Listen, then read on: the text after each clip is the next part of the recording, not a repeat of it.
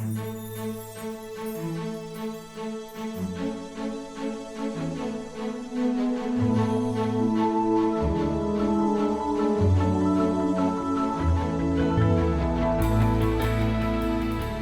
Yes. so yes, I'm really excited to be here and to share my research with you.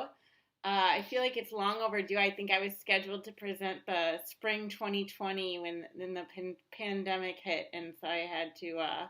It was a long postponement, but I'll jump right in. So I'm presenting research that I did in 2019, shortly before coming to the university, in collaboration with these three organizations, the International Food Policy Research Institute and two India-based NGOs, which I'll tell you a little bit more about in the presentation, Pradhan and PHRN. And this was part of a larger project funded by the Bill and Melinda Gates Foundation called WINGS, which stands for Women Improving Nutrition Through Group-Based Strategies. And I will give you some context on what all those sort of terms mean in a second. Um, so the data that I'm sharing with you today is published in this article in Social Science and Medicine, and so I'm happy to share a link or a PDF with anyone who wants to know more. But most importantly, this was not done in isolation, and I'm very grateful for all of these organizations and the great work that they're doing that I'm going to share with you now. So this is a map of India. I'm not sure how many India experts we have in the room, but these are the states that Pradhan works in, and I worked in two districts in eastern India, Bastar in Chhattisgarh, and Purulia in West Bengal, which is right on the corner here with Jharkhand. So I'll talk to you a little bit more about the study sites as we move forward. But I just want to give everyone, as a geographer, I always like to know what I'm about to hear about. So these are the broad geographical context of where I worked.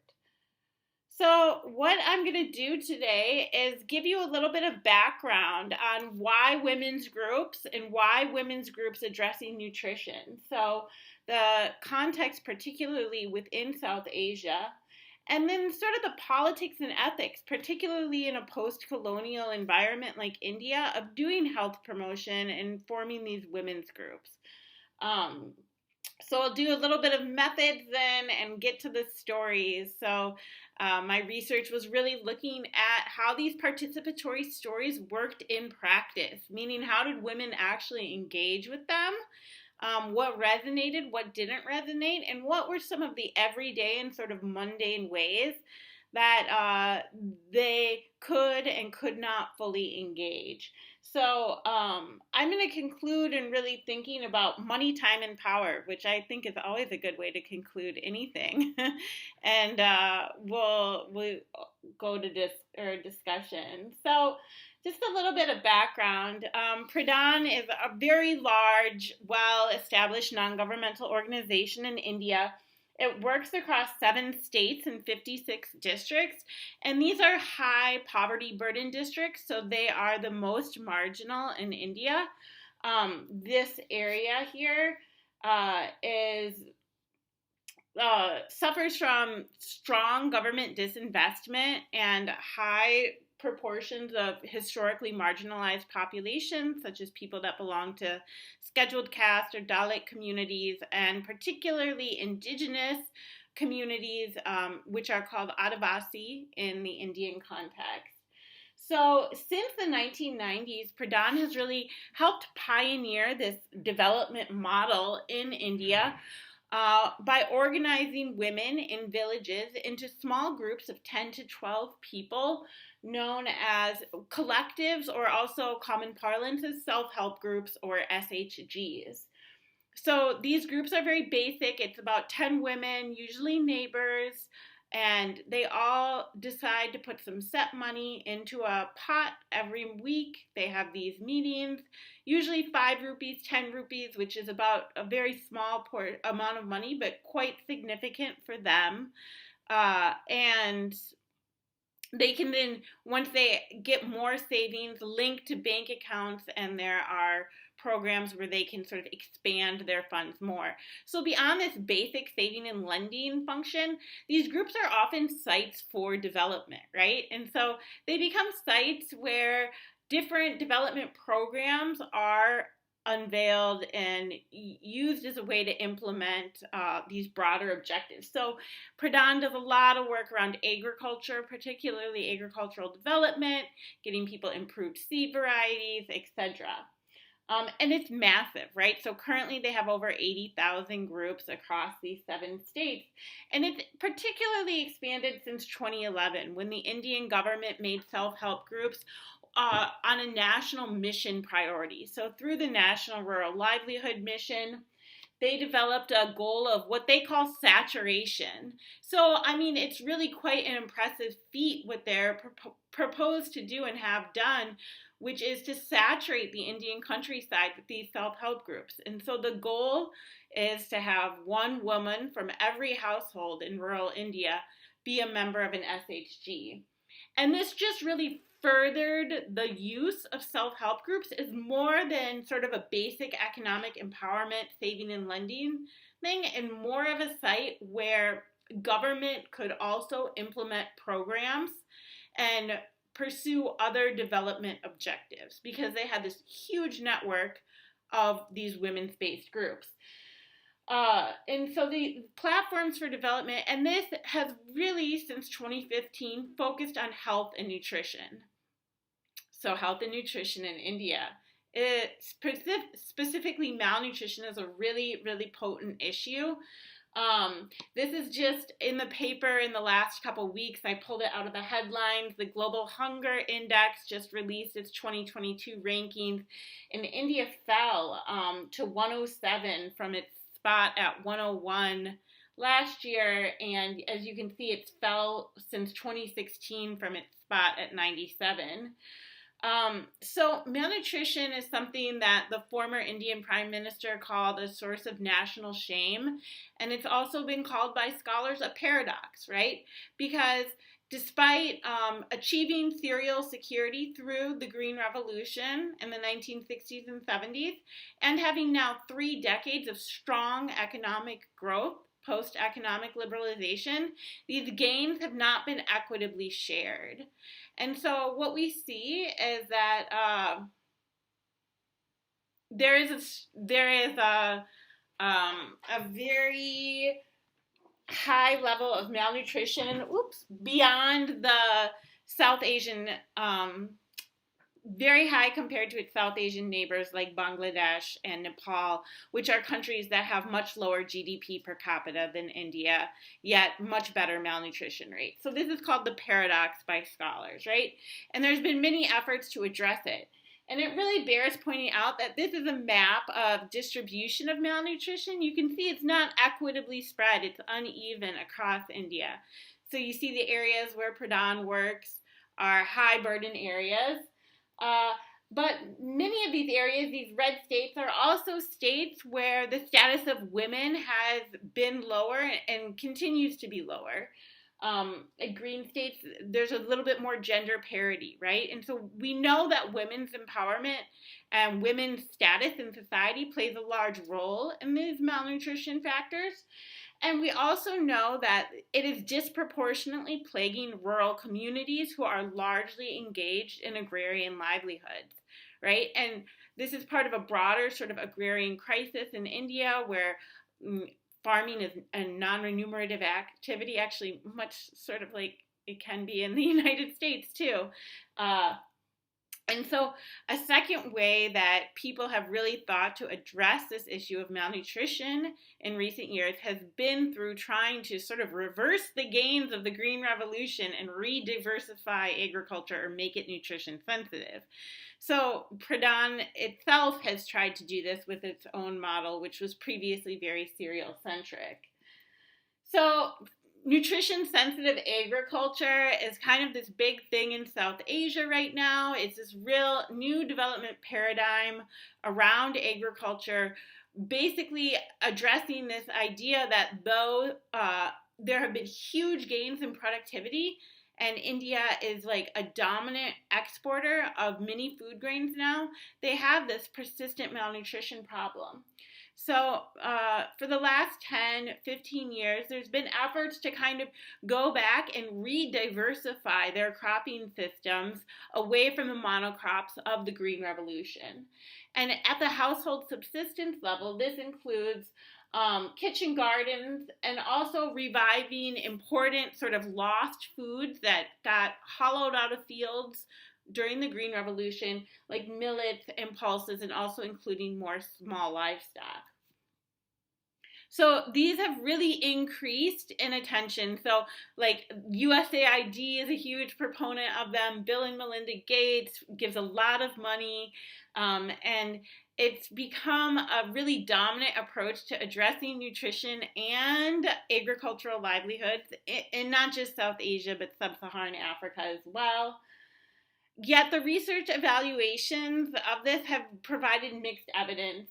So it's largely a technical fix to this issue of malnutrition, which a lot of people argue is a socially produced problem of poverty and unequal access to resources. Yet there is some impact on dietary diversity, although we've seen limited impact on sort of these stronger measures of malnutrition. However, a key thing is that most of the programs that show any success, like even if it's just moderate, have some element of what we're calling, or I'm calling, social and behavioral change communication. So social and behavioral change communication is exactly what it sounds like. It is communication intended to get people to practice new behaviors, stop a behavior. We've probably all been exposed to it sometime in our life. So social and behavior change communication is kind of a broad range of different strategies, but within nutrition-sensitive agriculture in India, it's taken sort of two main flavors. So I'm just going to tell you a little bit about them. The first one is called exactly this, SBCC, Social Behavior Change. It's widely championed by USAID and organizations such as the Gates. So the core aspect is that it emphasizes a few key behaviors based on formative research. And then they really start to make messaging that's persuasive and broadcast it through multiple channels, media, and also through social sort of influencers, which are oftentimes people like elderly women in the village or men, right? And so it looks at behavior as being constrained by sort of in the socio-ecological model of multiple levels, and it tries to address all of them by getting the messaging across these different social levels that we're embedded in sort of consistent. The focus is small, doable actions, and it takes a strong approach that includes negotiating for change, which is motivational interviewing, trying to get people to get to awareness, acceptance, and then contemplation around changing, and these counseling approaches. So there's a lot of evidence that backs that this is an effective approach, and like I said, it's very popular and widely promoted by most sort of mainline development agencies. So the other kind that's really popular in South Asia right now is called participatory learning in action. And this is a little different. It moves away from the didactic and persuasive communication strategies that SBCC uses.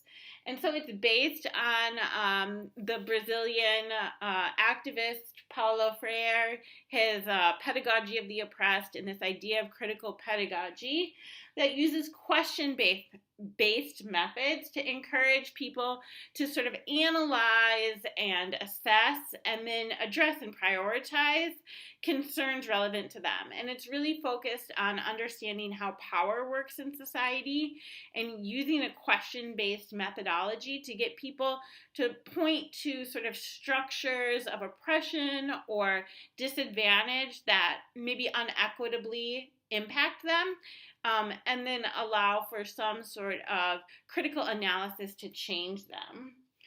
Within this approach, storytelling has been a dominant method to try and reveal connections between structural injustices at larger levels, whether it be patriarchy and gender-based discrimination or different types of caste-based discrimination, or sort of the political economy of development, and that these areas are very underinvested in. And so between these larger issues in personal health. And while both methods have a really amassed an impressive evidence base over the last decade, they have really different ethical and political commitments. And so, Pradhan, as a grassroots organization, is very tied to this PLA approach, because they really don't they want to stay away from sort of invading the autonomy of these women through a paternalistic approach that sort of advocates this persuasive kind of change. There's also this idea of the prevention paradox, that it can be further disempowering to people to give them persuasive behavior change methods if they don't have the political, economic resources and capital to address them. And so this can be further disempowering and perhaps belittling, and particularly with the historically marginalized populations that Pradhan works with, this is a really, really important ethical concern. Okay.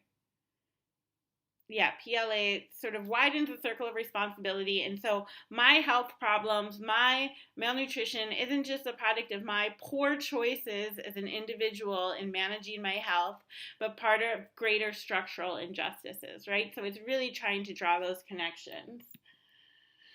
So PLA has been really, really researched very well. These are two great articles for anyone interested more in this.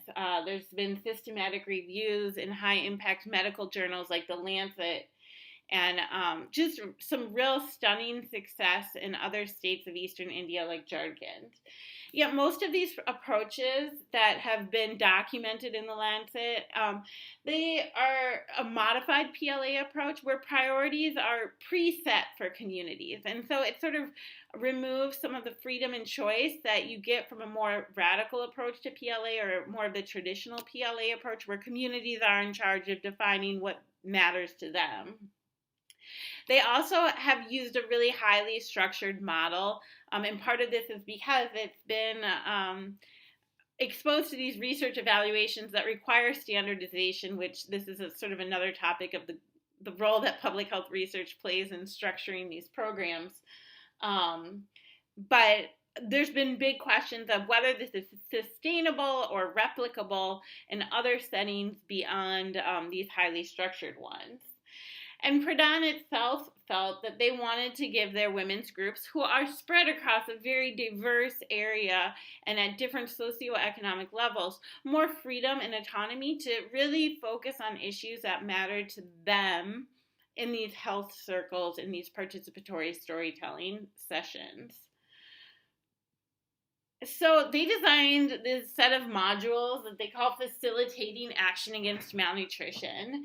And it's a set of 9 modules, and they feature stories. So this is the first story, Soni's story. It's about early marriage.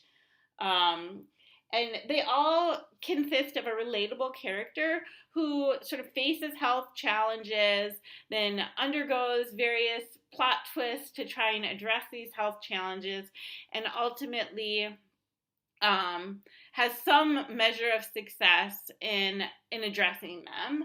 And these stories are used as a sort of platform or base for women to start to talk about their own experiences in relation to these health issues and reduce stigma and shame associated with any of the topics addressed in the story, as well as open up frank discussion for how to proceed. So the way that the program was meant to work was with a huge number of groups, right? And so anything that's happening now in malnutrition interventions in India and probably in other parts of the global south, people want to know how you're going to scale it up, right? They don't want it to be a small pilot setting. And this is something that, as again, a sort of a feminist human geographer, I'm a bit critical of, and I'm happy to talk more about in the Q&A. But as it happens, it's sort of a detriment to a lot of these programs. So the way that this program was designed to work, and I apologize, this is a lot, is that each sort of district, which is a, like a large county, has one predominant Black person who's a highly educated person. And they have a team of mentors who are women, local women, who have a higher education and are trained to facilitate some sort of module. They have a higher level of education, and they were paid 6,000 to 7,000 rupees a month, which is a low to moderately okay salary for the area. But really, the bulk of the program was run through this cohort of volunteers, which were called Poshan Sathis, which means nutrition friend in Hindi. And these women were unpaid. They lived in the village, and they were members of self-help groups themselves.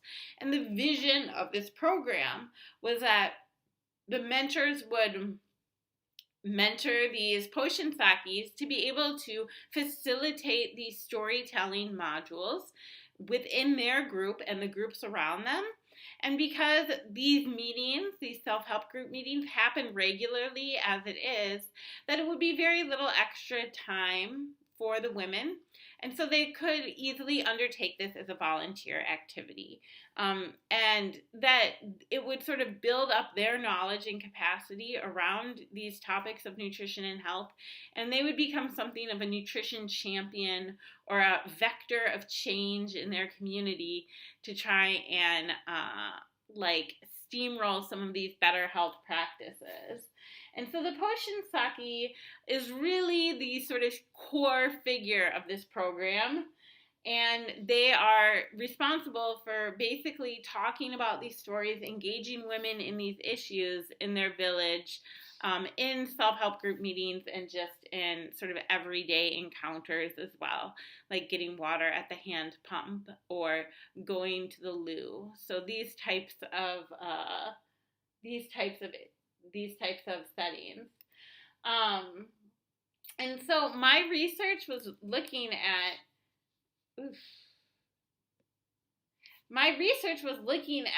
how this actually worked in practice. Like, this was a large funded project by the Gates Foundation, like I said, and there was a lot of planning and thought that went into it. And so my research, which took some ethnographic methods and also qualitative methods, wanted to know what are these volunteers' lived experiences of being a volunteer in these programs, and how is it changing their identity, or how is it changing the way that they are perceived or related to in the village? So these basic social relations. And so the second research question was how messages could be best constructed to resonate with women who have many sort of immediate demands on their time and attention, and have a lot of challenges in just day-to-day childcare and meeting food security needs. So these are very resource-poor areas. So again, this is a second map of the study site. I hope there's not geographers here. It's like a very less than ideal map, but Buster District in Chhattisgarh is pretty significantly different from Purulia District, although they both have high levels of poverty. Buster is largely indigenous, has 85% indigenous people that live there, Gond and Halbi people, and a very low female literacy rate, 24% only. And Purulia District is very low indigenous population, and they have this semi-marginalized castes known as other backward castes, or OBCs, that are their dominant sort of demographic. And they have slightly better literacy, but still quite low for the region. And Buster is a very remote area. You have to take mini buses to get there, and they're not running all the time or regularly, and so poorly connected to any urban areas, whereas Purulia is really connected in a main thoroughfare between West Bengal, a pretty highly industrialized state, and Jharkhand. Okay, So my method. So I for this project I interviewed all of the stakeholders that were involved in the intervention. I also did focus groups with the Poshinsakis and the SHG members who were receiving the information. Uh, so questions about normative behavior change are really tricky. There's a thing called social desirability bias where people tend to want to answer in ways that they think are more socially appropriate. And so we really have to work hard with qualitative research. And this is a real big shortfall with survey research and gaining comfortability and rapport building with participants. And so they know that we're not there to judge them or assess their knowledge set or assess their skill set, but we just want to learn from them, like what matters to them and what they're hearing and listening, because we think that's important, right? It's not to sort of pass judgment on anything of what they're remembering or not remembering. So as an outsider, as a white American Midwest woman, there's obviously pros and cons, right? And so I speak good Hindi, and so I'm able to engage with them, and I feel that working with local field assistants is extremely important, right, to bridge a lot of these cultural gaps and also to check my own cultural assumptions and to triangulate data with other people's knowledge about the area. But it also gives me a certain freedom in that I am not at all aligned with the sort of social dynamics within their immediate community. And so there's a certain ease and comfort in that I'm really clear about assuring confidentiality. In doing the interviews, it was really important to understand not just what women were saying, but how they were saying it. So the tone of voice and their level of animation in recalling participating in these stories was super important in the data analysis phase, right? To understand what messages were more internalized and what they were just remembering from sort of rote memory. And I had also done about a year and a half of ethnographic fieldwork on this same intervention in other sites that Pradhan worked in as part of my doctoral work. And while this was a separate site, I had really in-depth and sort of intimate knowledge of a lot of the curriculum and the way the women were engaging with it. And that really helped in interpreting a lot of the interview data that I collected for this particular project. Okay, main finding number 1, and I'm happy to talk more about methods and the questions. I know we're running short here. Main finding 1, women want to talk about women. So there were 9 stories, and 3 of them had women sort of gender-focused storylines. So there was one on early marriage, one on sort of sexual and reproductive health, family planning, and safe delivery, and one on women's health and well-being, which focused on women eating at irregular intervals every day and making sure to take rest, and dealt with some issues of having abusive spousal abuse, verbal and physical, and how verbal abuse also causes physical damage to the body. So these 3 gender-based modules were ones that women were most excited to talk about, in which they remembered the most intimately and spoke about with the greatest interest, like hands down, far and away. So relatability and emotional relevance were really critically important, I found. So this is a quote from one of the mentors in Purulia who observed based on their interaction that they understand those stories best, which they relate to their lives. For example, when we discuss Maya's story about family planning, they relate to their own lives and understanding that having more than 2 children, whether they want to or not, can lead to this declining health, right? And so these are things that maybe were an implicit knowledge, but hadn't been explicitly talked about in a way that recognized these links between expectations around reproduction and women's own bodies and women's own life experiences. These stories also evoke strong emotional responses from many.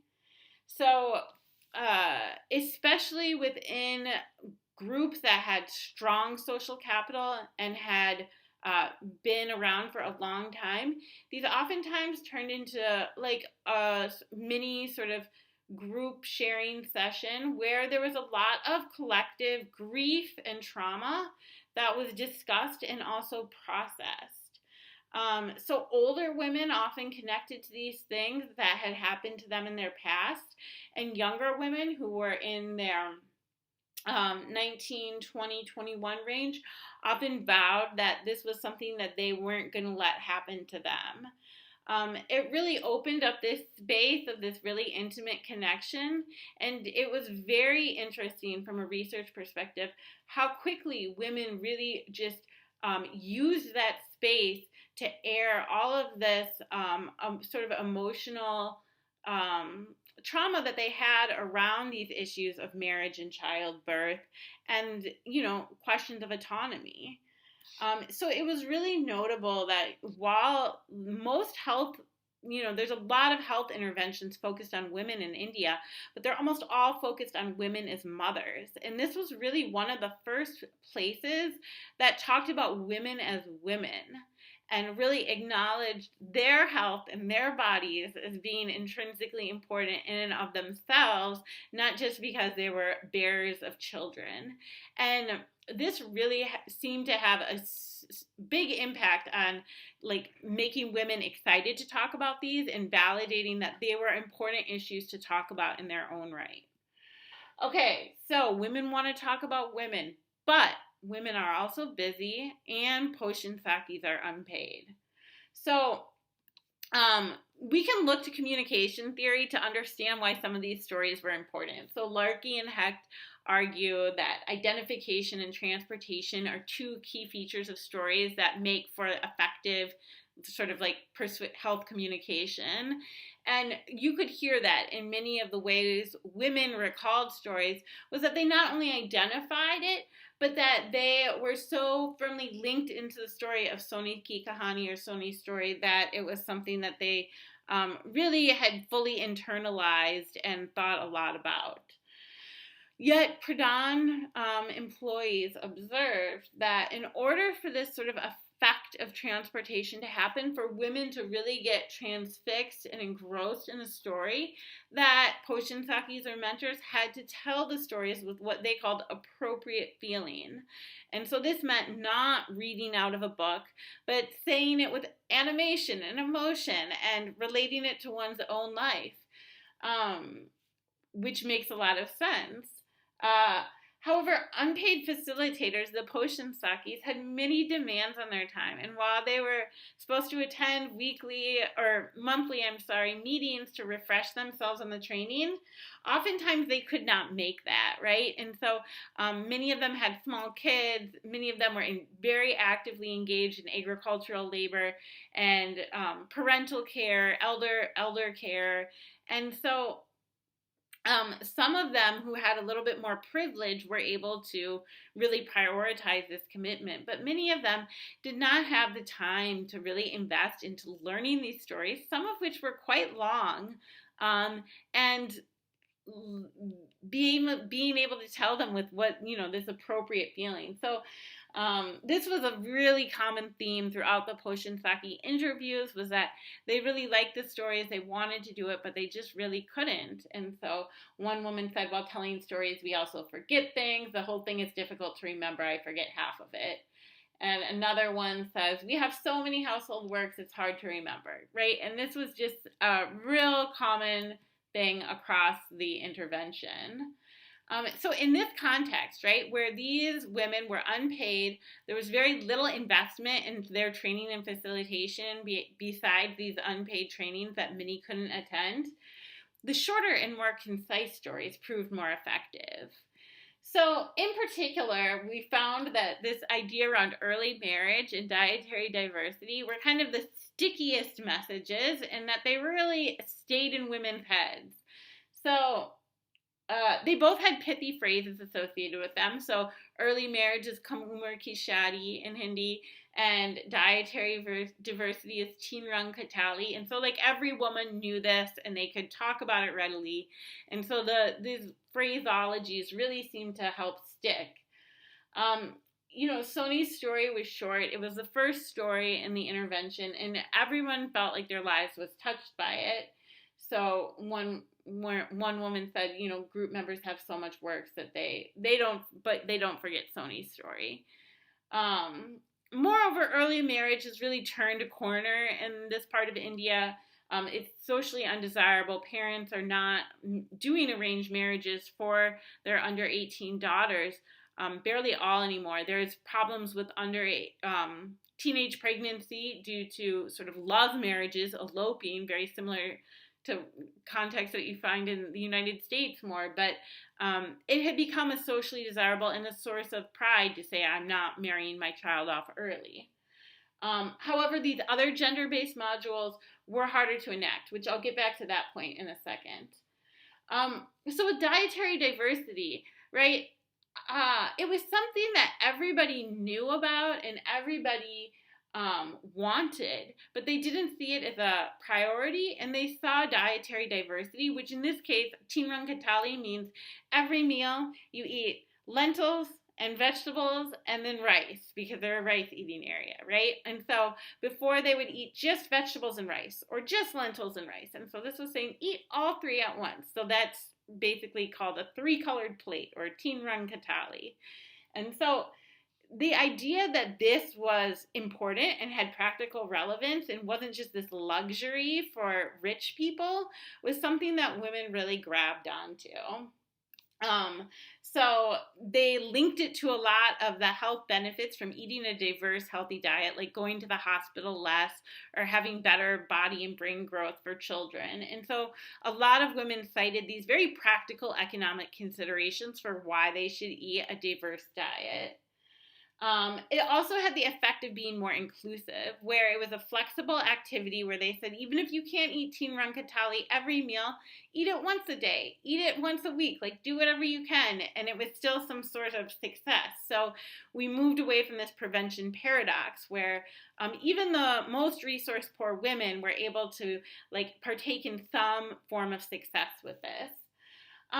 Moreover, eating dietary diversity was something that was pleasurable. And so anytime there was a particularly shy woman or a woman who felt uncomfortable in the interview, you could always get them to sort of loosen up if you would ask them, like, what is your favorite wild green? Or what is your favorite fruit from the forest, right? Because they just really love and have an intimate knowledge of all of these different foods and want to talk about them. So one woman who was so shy, she wouldn't talk at all, and we asked her about what her favorite bhaji or wild green is, and she just went on for 5 minutes about all of the different dishes she makes with all of the bhajis throughout the year. And so it was something that was really a source of cultural pride. And so being validated that this was also good for their health and nutrition was really interesting. So despite this socio-emotional learning, there was little action to address in the short term. So mentors and we see this most particularly around child feeding, right? Where mentors and Pradhan workers saw that the 2 child feeding stories were the least popular. And they said, they're about children, and they know that even after telling them, they're not going to be able to do what's in it because they have so much work and they can't do the recommended breastfeeding or recommended complementary feeding because it's just impossible given their labor burdens and the fact that nobody is helping them.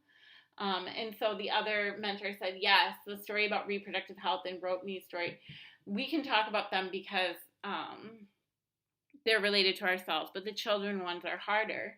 But this is a little interesting, right? Because Maya's story and Ropni's story were also hard for them to enact. And so it was like they almost had this implicit understanding that they had to address some of these women's health concerns, their own health concerns, before they were in a spot to really achieve this sort of recommended universal child feeding that was being asked of them.